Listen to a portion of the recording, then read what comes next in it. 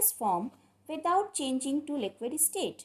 These are called as sublime substances and the process is known as sublimation. Some of the examples of sublime substances are dry ice, camphor, iodine. State of matter depends on its temperature and pressure. By increasing its temperature and decreasing its pressure, a solid can be converted into its liquid form and further into gaseous form.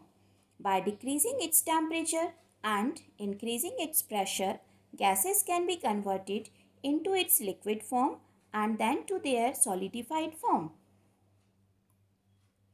Melting point, temperature at which a solid converts into its liquid state at atmospheric pressure is called as melting point.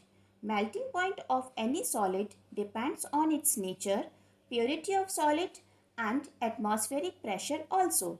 Now we will look at an experiment to determine melting point of ice. This material required: ice cubes, 250 ml of beaker, thermometer suspended in a stand, glass rod, heating mantle which is used to control temperature.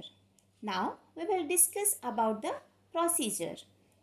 First, suspend the thermometer in the clamp stand so that its bulb is in the center of the beaker, which is placed inside the mantle. Take some ice cubes and put them in the beaker. Start heating the ice cubes by increasing the temperature of the heating mantle. Now stir the ice cubes continuously using glass rod and note down the initial temperature T1, that is at 0 degree Celsius. When the ice starts melting, continue the process of heating and stirring till the ice melts completely into water. Again, note the temperature T2 when the ice has melted completely. We will observe that the temperature remains at 0 degree Celsius. Now, take the mean of temperature T1 and T2 to find the melting point of ice. Since both the temperatures are 0 degree Celsius, so we can say that the melting point of ice is 0 degree Celsius. Precautions. Ice cubes should be continuously stirring with glass rod to maintain the temperature uniformly. Second one, bulb of the thermometer should be covered with ice cubes. Boiling point of water. The temperature at which liquid converts into gaseous form at atmospheric pressure is called as boiling point. Now we will look at an experiment to determine the boiling point of water. For this, we require distilled water, boiling tube, beakers, thermometer, a spatula, pumice stones, a stand with a clamp and a Bunsen burner.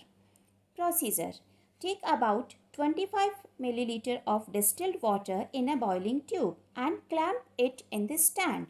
Take a few pumice stones using a spatula, put them into the boiling tube containing distilled water to avoid bumping of water while boiling. Cork the boiling tube with a cork and insert a thermometer to one hole of the cork. Keep the thermometer above the surface of water. Take a delivery tube and insert it into the second hole of the cork and insert other end of the delivery tube into a beaker.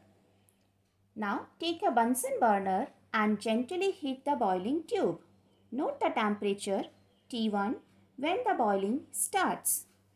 On boiling, water is converted into steam which passes into delivery tube, is condensed and gets collected in the beaker. Continue heat the water till the temperature remains constant and water continues to boil. Note the temperature T2.